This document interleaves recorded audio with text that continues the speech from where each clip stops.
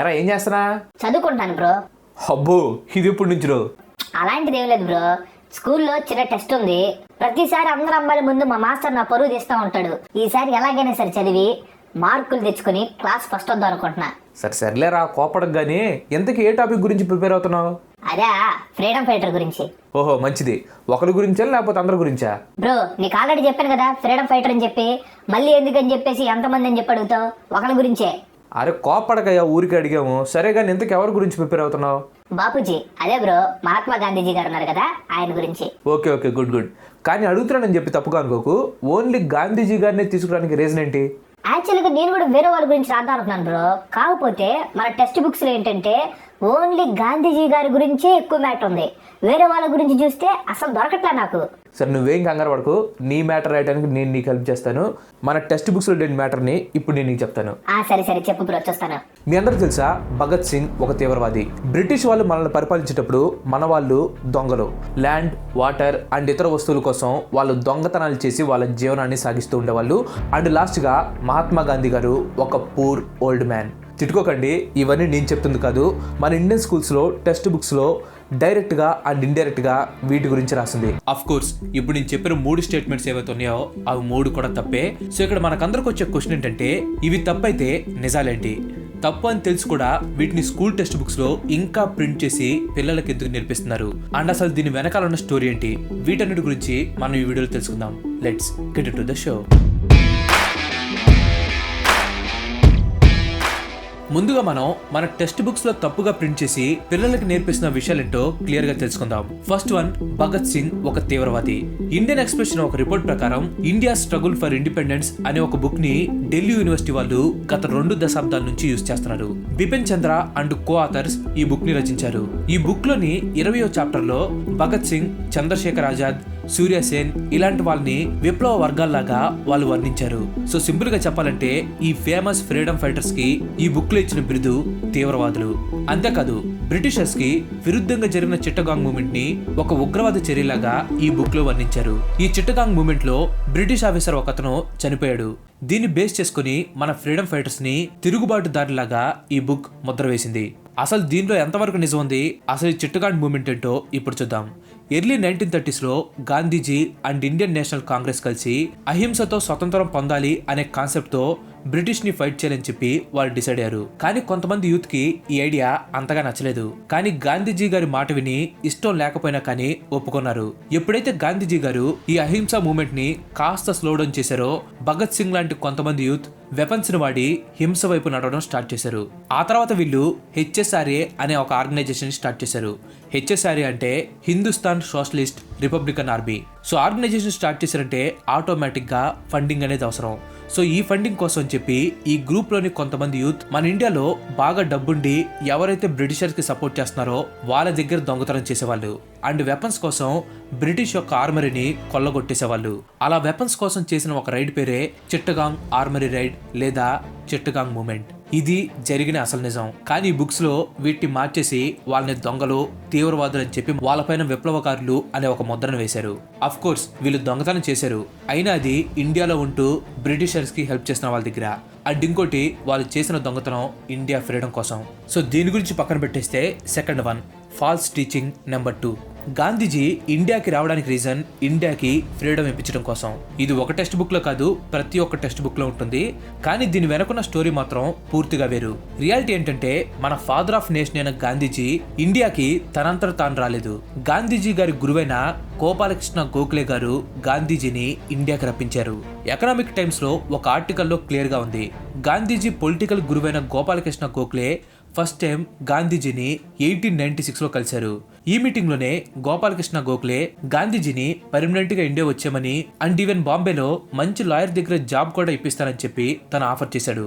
కానీ గాంధీజీ గారు ఈ ఆఫర్ ని రిజెక్ట్ చేశారు. 1912లో గోపాలకృష్ణ గోఖలే గారు సౌత్ ఆఫ్రికాకు వెళ్లి తిరిగి వచ్చే ముందు గాంధీజీకి ఇండియా గురించి అండ్ ఇండియా ఎలాంటి దీనస్థితిలో ఉందో అది మొత్తం క్లియర్ గా గాంధీజీకి ఎక్స్ప్లెయిన్ చేశారు.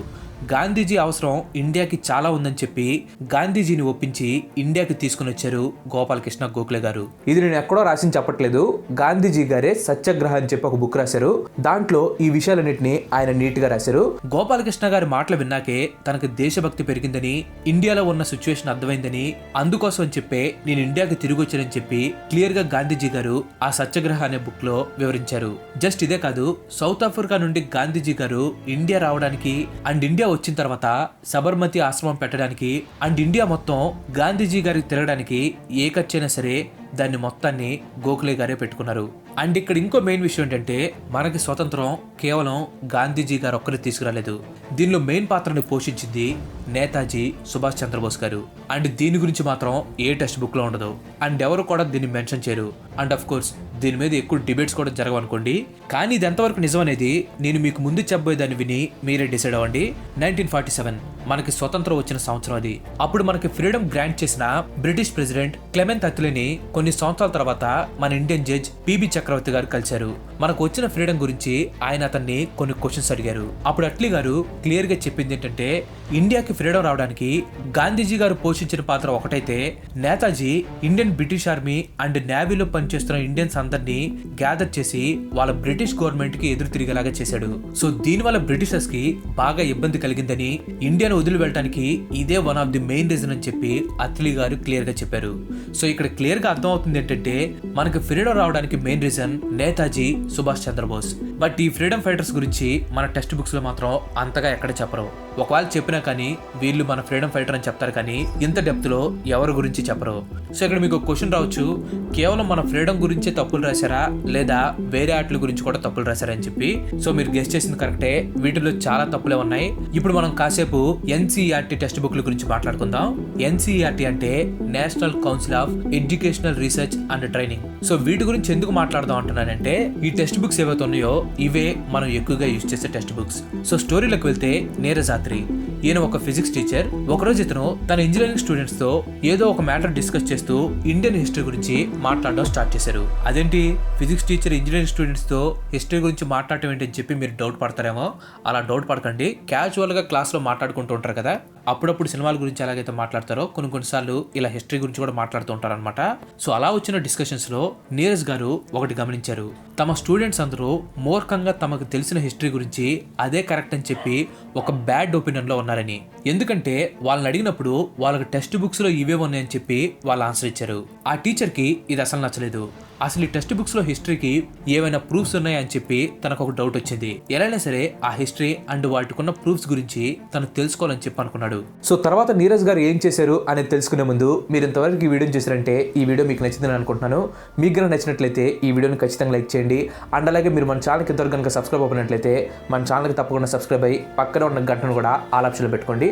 ఆల్రెడీ లైక్ చేసి షేర్ చేసి సబ్స్క్రైబ్ చేసిన వారికి చాలా చాలా థ్యాంక్స్. 6th నుండి 12th స్టాండర్డ్స్ వరకు ఎన్సీఆర్టీ టెక్స్ట్ బుక్స్ అన్నిటిని తన ముందు వేసుకుని రీసెర్చ్ చేయడం స్టార్ట్ చేశాడు.